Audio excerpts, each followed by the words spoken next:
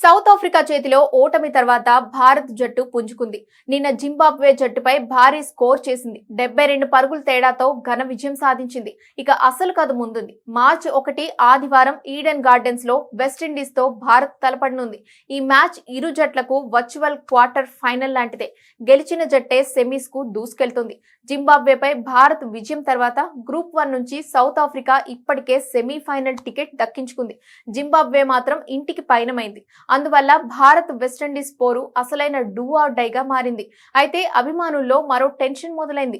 ఒకవేళ వర్షం కారణంగా మ్యాచ్ రద్దయితే నిబంధనల ప్రకారం మ్యాచ్ జరగకపోతే ఇరు జట్లకు ఒక్కో పాయింట్ చొప్పున లభిస్తుంది.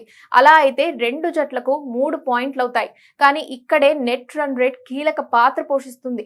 జింబాబ్వేపై వెస్టిండీస్ 101 పరుగులు భారీ విజయంతో +1.791 నెట్ రన్ రేట్ సాధించింది.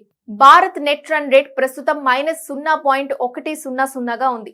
మ్యాచ్ రద్దయితే మెరుగైన నెట్ రన్ రేట్ కారణంగా వెస్టిండీస్ సెమీస్ చేరుతుంది. భారత్ టోర్నమెంట్ కు గుడ్ బై చెప్పాల్సి వస్తుంది. ఉత్సాహంగా ఉల్లాసంగా చదువు సాగాలి, గొప్ప గొప్ప ఉద్యోగాలు సాధించాలి. Vignan deemed to be university. ఇక్కడ మరోసారి కెప్టెన్ సూర్యకుమార్ యాదవ్ వ్యూహంపై చర్చ మొదలైంది. జింబాబ్వే మ్యాచ్ లో సూర్య, బుమ్రా, పాండ్యాలను సరిగ్గా వినియోగించుకోలేదు.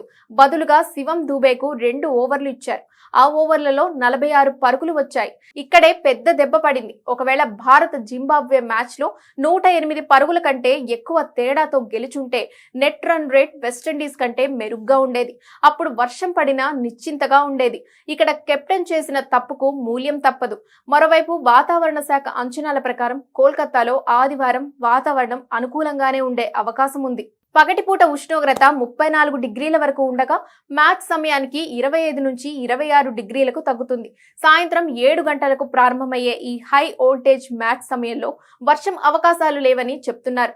ఇప్పటికైతే వాతావరణం అభిమానులకు ఊరట ఇచ్చింది. ఇప్పుడు అందరి చూపు ఈ కీలక పోరుపైనే ఉంది.